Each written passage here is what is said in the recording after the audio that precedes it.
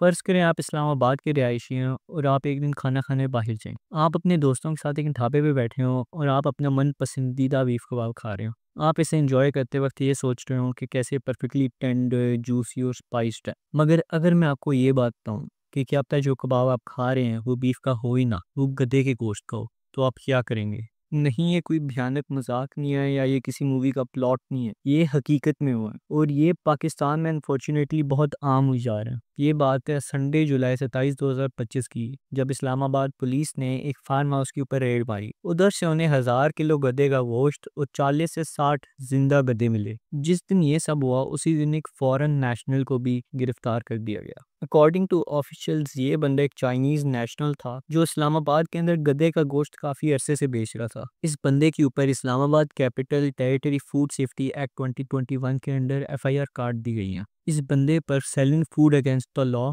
Unlabelled food, unsafe food and using unsanitary premises के इल्ज़ाम लगाए गए हैं। और अगर ये बात किसी तरह प्रूव हो जाती है कि इस बंदे का बेचा हुआ गोश्त खा के किसी की मौत हुई है, तो इस बंदे को लाइफ इम्प्रिजनमेंट और एक फाइन ₹3 मिलियन या ₹5 मिलियन के आसपास हो सकता है। आगे चलने से पहले मैं एक बात क्लियर कर देता हूँ। पाकिस्तान के अंदर गधे का गोश्त बेचना इलीगल नहीं है, मगर इसे बीफ कहकर बेचना और इसे लेबल किए बगैर बेचना ये ज़रूर इलीगल है। एक सवाल मेरे जहन में घूम रहा था कि हमेशा गधे के साथ ही ऐसा क्यों होता है, तो थोड़ी सी रिसर्च करने के ऊपर मुझे ये पता चला कि एक गधे की वैल्यू 10,000 रुपये से कम होती है और हर गधा तकरीबन 40 किलो गोश्त प्रोड्यूस कर सकता है। और अगर इसे बीफ कह के बेचा जाए तो ये तकरीबन 80,000 से लाख रुपए बनते हैं। तो इसका सिंपल आंसर यही है कि गधा बेचारा हमेशा इसलिए पिसता है क्योंकि वो सबसे ज़्यादा प्रॉफिटेबल होता है। और गधे का गोश्त बीफ कहकर बेचने वाला स्कैंडल पाकिस्तान में पहली दफ़ा नहीं हो रहा।